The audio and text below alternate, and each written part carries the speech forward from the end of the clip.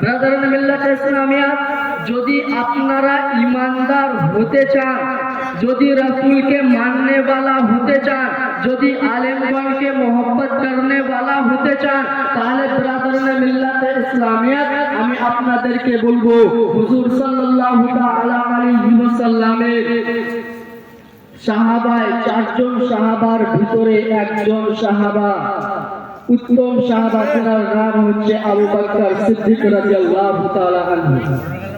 যদি রাসূলকে ভালোবাসতে চান, রাসূলকে দিলের ভিতরে আনতে চান, তাহলে সর্বপ্রথম আবু বকর সিদ্দিক রাদিয়াল্লাহু তাআলা আনহুকে আনেন।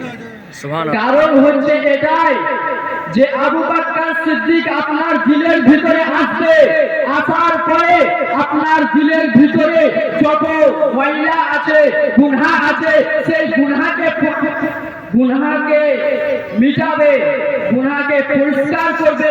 পরিষ্কার করার পর আপনাকে চিৎকার দিয়ে ডাকতে হবে না রাসূলুল্লাহকে।